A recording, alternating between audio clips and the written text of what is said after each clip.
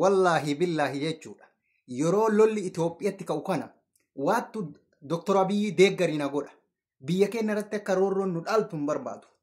sababni isaa maali biyya teenya akka biyyi biraa dhuftee itti roorristu hin barbaannu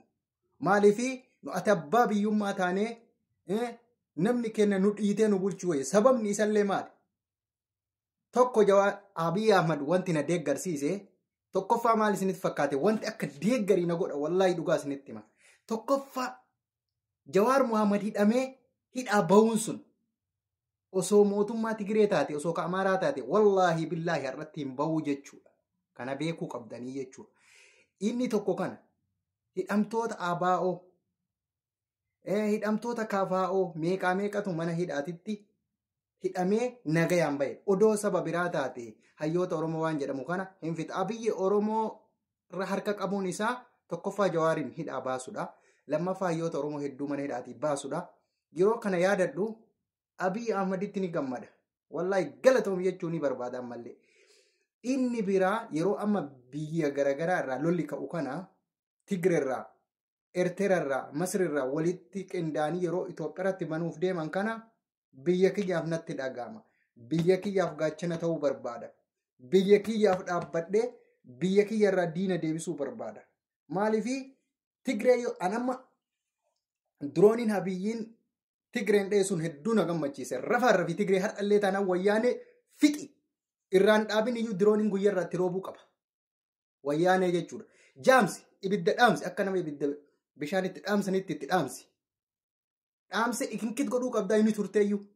maaliif irraa dhaabdi halkanii guyyaa isaa 24 ikinkit gootee dhaabuu qabda Tigiree cufuu qabda san booda gaafa Tigiree dhaamsite kun sin dhibuu jechuudha kanaaf sibira jira har'allee sibira jirra Oromoon gara kanatti deeggara garuu lolli biyya keenya irratti akka ka'u hin barbaannu garuu ammoo biyya keenya irratti akka lolli yartuun argite dhufte yeroo wayyaanee sanii nadhii gammadaa nu jalaa dhabamsiisanii bara yeroo wayyaanee hayyoota meeqa nu jalaa dhabamsiifte bara qoosa mitii bara har'allee wayyaanee hin deeggaruufis hin deemnu garuu miidhaan haa ummata Oromoo irraa haa dhaabbatu jechaaf ummata hin fixiin jennee Abiyyitti dubbanna malee Abiyyi akka tuqamuu hin barbaannu tuqamuu akka inni biyya nagaan bulchuu barbaanna malee akka inni nu sobuu hin barbaannu malee akka inni nu shawwadee nu bulchuu hin barbaannu malee galata guddaa qaba Abiyyi kana galata isallee beeka galata namaa beeka namni galata namaa hin beekne namummaan qabu sareedha baladiyyaadha kanaafuu nagayaan na oola biyya keenyaaf dhaabbadhaa biyya keenya irratti roorroo dhufuuf deemu dirooniin dhaba goosisuu qaba Abiyyi dhaba goosisii har'allee kanarratti si deeggarraa baloo Tigiree rafaarrafi hin feenu Amaaras rafaarrafi hin feenu Amaaraaf Tigiree barbadeessi yoo jaran barbadeessin biyya kana atillee bulchuu hin dandeettu kana beeki jara Tigireef Amaaraa barbadeessi bakka kana jennaan amma Oromoo guutuu itti iyyine gara keerarree